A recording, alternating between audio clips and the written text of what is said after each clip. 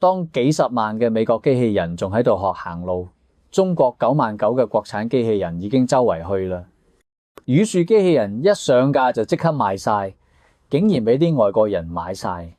而最近唔少外國人亦開始拆箱語樹機器人，節目效果直接拉滿，買過嘅外國人都話物超所值。大家好，點讚、訂閱、加小鈴鐺，帶你用唔一樣嘅視角讀懂中國故事。過去1星期你係咪俾機器人洗版啊？無論係學校開學定係西湖邊散步，都會見到一架架睇落有啲滑稽，但又覺得有啲恐怖嘅機器人。佢哋大部分係春晚扭秧歌機器人嘅後輩，同樣由語樹科技研發嘅人形機器人 G1，比起春節嘅機器人呢，佢個頭細好多，可動性同智能化程度更高。喺2025屆世界人形機器人運動會上，語樹 H 攞咗好多枚金牌，速度接近專業運動員，令語樹科技深受追捧。喺比賽中，語樹 H1 嘅跑步速度相當快，甚至仲套圈咗其他個別機器人。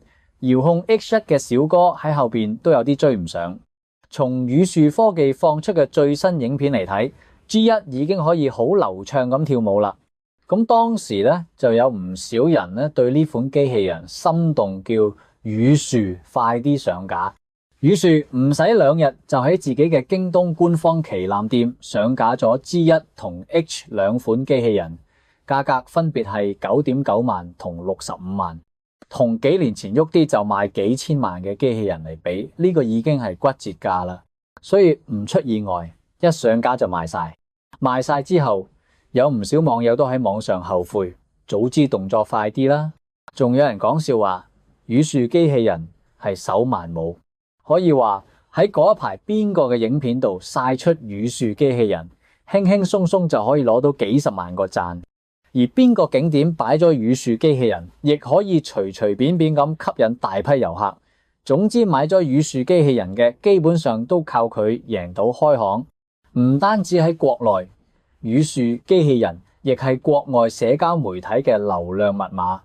最近呢幾日，社交平台上面經常出現一啲海外網友同語樹機器人同框嘅影片，例如擁有1000萬粉絲嘅美國博主 Knet 咧，就喺佢嘅個人頻道上發佈咗關於語樹機器人 G1 嘅開箱影片。博主用小推車拖住一個大木箱行入鏡頭，話自己買咗個人形機器人。當時網友仲未有咩反應，但係當佢坐低展示咗語樹嘅界面時，網友們就坐唔定啦。當博主話自己用咗6.8萬美元時，一臉唔平衡嘅中國網友瞬間又熄咗怒火。6.8萬美元，即係大約48萬人民幣。但 G1 喺中國只賣9.9萬，賣俾佢差唔多貴咗5倍。咁樣一對比，呢個機器人係佢應得嘅。以前都係中國人高價買美國嘢，而家位置調轉咗，心入邊即刻平衡晒。就喺網友思緒百轉千回之時，博主話就係話呢個 G1 俾人讚到咁勁，等陣我拆箱之後發現如果冇嗰啲功能，我就去揾售後算賬。隨住一層層嘅箱被打開，佢口入邊嘅語氣詞亦漸漸豐富起嚟。而當睇到 G1 嗰一刻，佢直情驚到由地上邊企咗起身，聲音亦越嚟越高。經過短暫嘅驚嘆，佢開始認真閱讀說明書。當然睇佢嘅反應，應該係睇唔明。不過呢樣對佢嚟講唔重要，於是佢將說明書一頂就開始喐手啦。正當大家以為可以睇一場沉浸式開箱體驗時，話我要有自己嘅小弟啦。呢個都未啟動呢，就激動成咁，都係令網友們睇到喊笑不得。隨後佢好辛苦咁將機器人拖出箱，拆走機器人身上嘅保護薄膜，又同匆匆趕嚟幫手嘅朋友小胖一齊將機器人放上凳。只係呢個過程非常費力，有啲心酸。等呢一切都搞掂之後，兩個人開始一齊研究點樣啟動機器人。當然呢兩個人都研究咗好耐，先研究明白，當機器人啟動嗰一刻，G1 首先將腰同腿都轉咗180度。好明顯呢兩個大聰明啱啱將機器人關節扭錯方向啦。最有趣嘅係，由於佢哋兩個冇認真睇說明書，啱啱開始操控 G1 嗰陣，冇少俾 G1 跌親，搞到博主心痛到原地亂跳。彈幕入邊嘅網友都係講笑話，早期人類虐待機器人嘅真實影像，呢個就係未來人機大戰嘅原因。終於做出第一個指令，招手時直情搞到博主興奮到尖叫，圍住 G1 唔停咁跳嚟跳去。彈幕入邊呢個時候呢，全部都係講笑佢行為反差。隨住佢哋嘅操作熟練，G1 唔單止可以動作流暢咁揮手示意，仲可以根據佢哋嘅指令轉身打招呼同握手等等。睇博主嘅表情，應該對 G1 都係好滿意。值得一提嘅係，後嚟呢個博主仲俾 G1 戴上咗同自己同款嘅頭巾，仲講笑話呢個係佢遇過個頭最細嘅兄弟。又真係唔好講笑，都係白色嘅身體同黑色嘅臉手，再加上同款頭巾，真係有少少兄弟嘅味道。裝扮好之後，博主就帶住 G1 出門散步啦。一出門口，博主就要求 G1 拖住自己隻手，G1 都好聽話，乖乖伸出手拖住博主一扭一扭咁細步走。咁當然中途仲係有少少小插曲嘅。G1 行客突然跌低咗，博主心急咁去拉佢，而佢就順勢攤咗喺博主懷裏，好似個撒嬌要抱抱嘅細路仔。但30幾公斤嘅細路仔搞到博主好搞，費咗好大一番功夫先令 G1 重新企翻起身。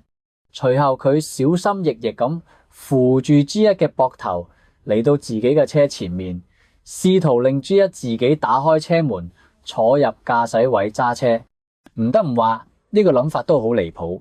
G1 都好震驚，聽完喺原地呆咗幾秒，然後靜靜地退後咗幾步，隨後轉身就走咗，越走越快，恨不得跑起嚟。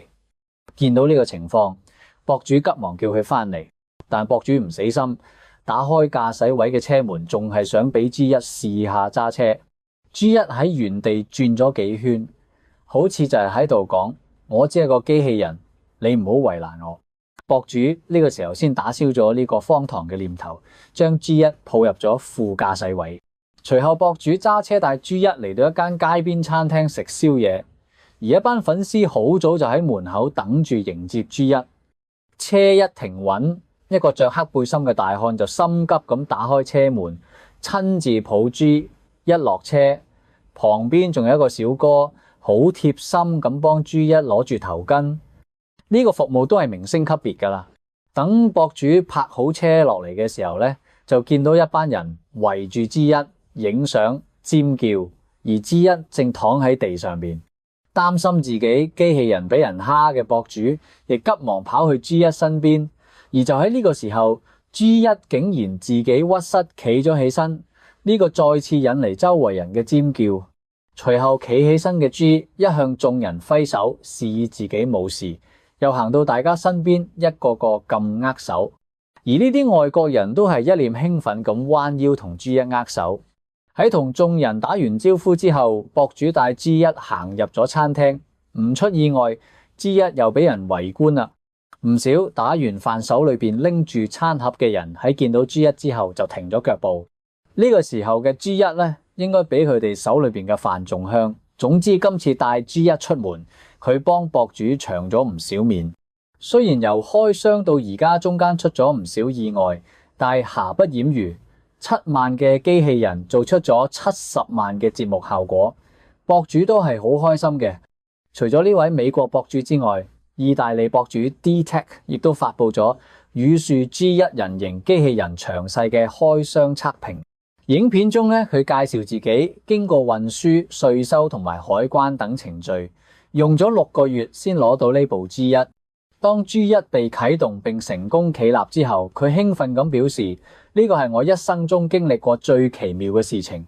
呢個唔係一啲工程大學嘅演示，亦唔係一啲動力公司製作嘅影片，而係喺我眼前嘅同機器人嘅互動。隨後佢仲詳細展示咗機器人嘅各種功能，甚至嘗試俾 G1 攞起吸塵機拖地，同機器狗一齊互動等。另外 ，G1 仲出現喺波多黎各嘅電視節目現場，主持人同嘉賓喺現場體驗咗同佢握手、打招呼等互動。米蘭嘅一間商場內仲有美女帶住 G1 同機器狗喺商場內購物。G1 甚至成為咗佢嘅購物助手，幫美女拎住好多購物袋，非常搶眼。種種例子表明，語樹機器人而家喺國內外嘅認可度仲係好高嘅。雖然有時會鬧出啲笑話俾網友們講笑話，佢係機器人太奶，但係一個新嘅產品喺最開始功能確實會唔係好完善，等之後慢慢改進就好啦。最近網上好火嘅一句說話，呢個唔係我嘅黑歷史，呢個係我嚟嘅路。好啦，今日嘅內容到呢度就結束啦。大家會唔會考慮買機器人呢？買咗之後你會俾佢幫你做啲咩呢？歡迎喺影片下邊留言分享。如果你中意小編嘅影片，仲請大家多多點讚轉發，令更多人一齊見證中國進步。關注我嘅頻道，咁樣既可以回顧以前嘅影片，又唔會錯過之後嘅精彩內容。咁我哋下期節目不見不散。